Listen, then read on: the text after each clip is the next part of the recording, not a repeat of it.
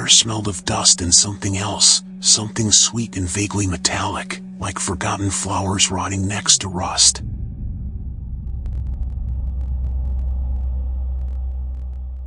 That's how the old Concordia Theatre smelled, or at least the back part, the only section my friends Danny, Sarah, and I had managed to sneak into one October afternoon. The Concordia had been closed since before we were born, a hulking mass of dark brick and boarded-up windows that loomed like a mausoleum on the less-traveled edge of town.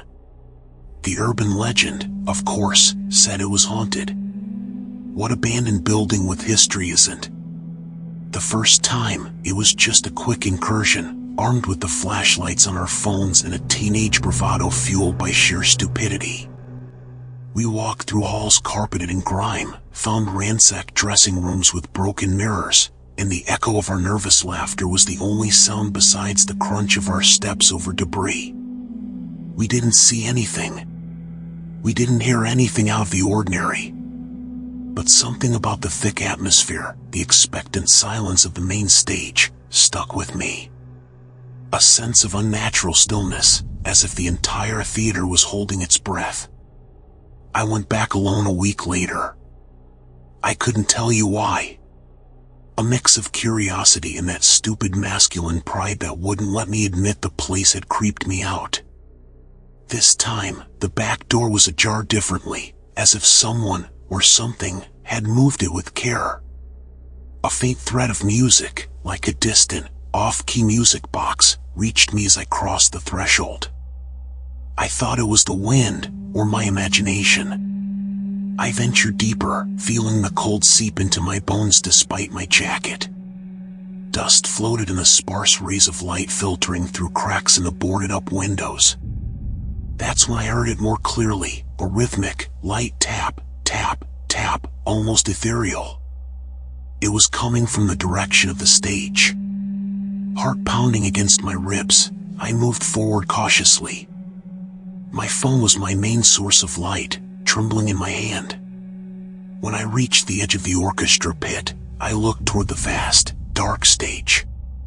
The tap tap tap continued, sometimes accompanied by a whispery sound like the rustle of silk. And then I saw her. At first, it was just a paler shape in the darkness, a graceful silhouette in the center of the stage. Then, my eyes adjusted. It was a ballerina. She wore a white tutu, frayed and faded by time, and her dark hair was pulled into a tight bun.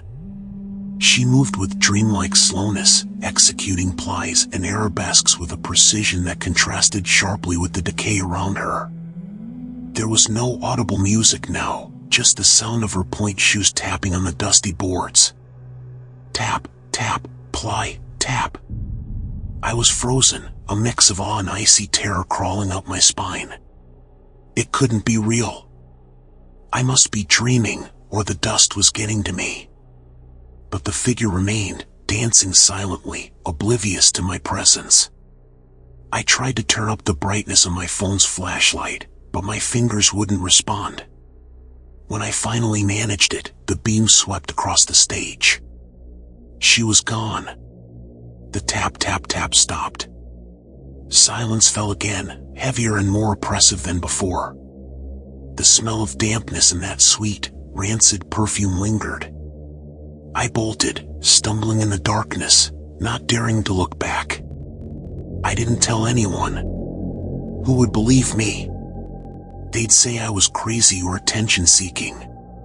But the image of the ballerina, her pale figure and ghostly movements, was burned into my mind. I started having nightmares. I dreamed of the theater, of endless hallways and the sound of a broken music box growing louder and louder. Sometimes, in the dreams, the ballerina turned toward me. I never saw her face clearly, it was always in shadow or veiled in darkness, but I felt her gaze. A hollow, terribly sad stare. I did some research. Old newspaper clippings at the municipal library. Concordia Theatre. They spoke of its golden age, of grand premieres and stars of yesteryear. And then, Buried in a footnote in an article about its final closure in the late 70s, young ballet prodigy Elara Montes disappeared after a late-night rehearsal. No trace was ever found. There were no further details. Disappeared. Not dead, not an accident. She simply vanished. Knowing her name, Elara, made it worse. Now I had a name for the terror I felt. One night, the urge to return became unbearable. It was like a drug, an itch I couldn't scratch. Maybe if I saw her again, if I understood, I could free myself from her. Stupid, I know. The theater greeted me with its usual sepulchral silence. The scent of rotting flowers was stronger. This time, I went straight to the stage. No music, no tap-tap. Just the echo of my cautious footsteps. Elara? I whispered into the darkness. My voice sounded ridiculously small. A creak behind me made me jump. I spun around abruptly. Nothing.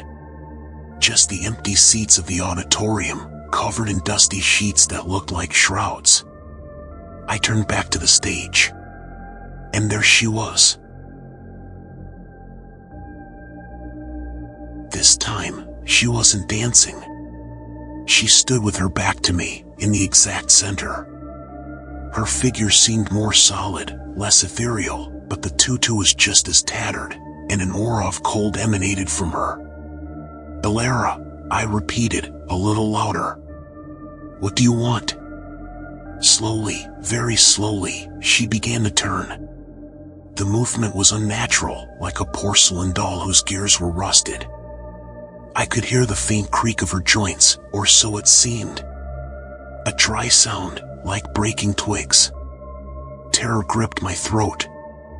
I wanted to run, but my feet felt nailed to the floor. When she finally faced me, I choked back a scream.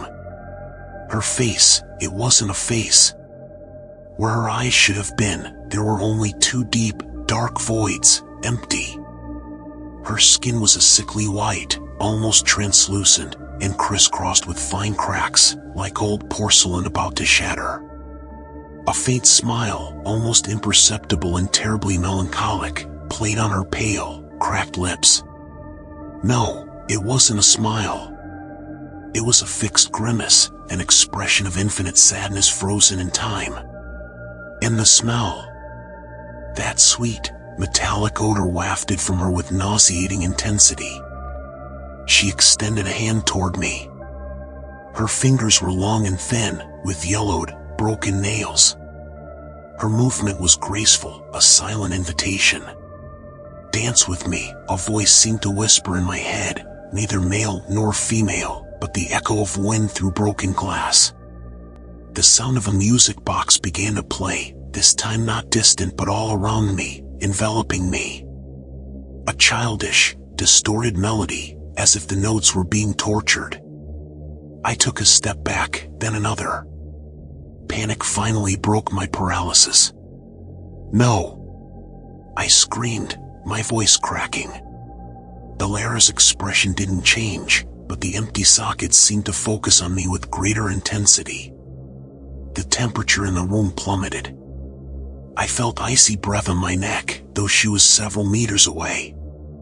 She began to glide toward me, not walking but floating, her toes barely brushing the floor. Tap, tap, tap. The sound was louder now, more insistent, almost aggressive. Each tap was a hammer blow to my temples. The music box's melody turned cacophonic, a metallic screech drilling into my ears. I turned and ran. I ran like I never had before. I didn't care about obstacles, the dust, the darkness. I just wanted to get out of there, away from her, away from that palpable sadness and silent horror. Behind me, I heard the swish of her tutu, the tap-tap-tap of her pointe shoes chasing me through the labyrinthine hallways. I didn't dare look back. I knew that if I did, if I saw those empty sockets again, I'd be lost forever. I tripped over something, fell to my knees, got up, and kept running, tasting blood and dust in my mouth. Finally, I reached the back door and burst into the night, into fresh, real air. I ran until my lungs burned and my legs refused to obey. I never went back to the Concordia Theatre. Sometimes, at night, when everything is silent, I think I hear a faint melody, like a distant music box. And sometimes, as I'm about to fall asleep, I hear a soft, almost imperceptible tap, tap, tap. I've tried to forget. I've tried to convince myself it was a hallucination, the product of a suggestible mind in a creepy place. But I know what I saw. I know what I felt. And I know Elara is still there, in her dark, silent theater, eternally dancing her macabre ballet. Waiting. Perhaps waiting for a new audience. Or maybe, just maybe, waiting for someone to finally dance with her in the darkness. I don't think her story ended with me.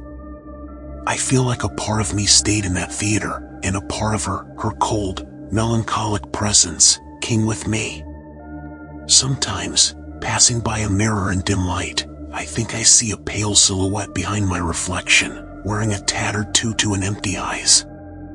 And the smell, that sweet, metallic perfume, sometimes, without warning, it returns to me, freezing my blood and reminding me of the specter's dance.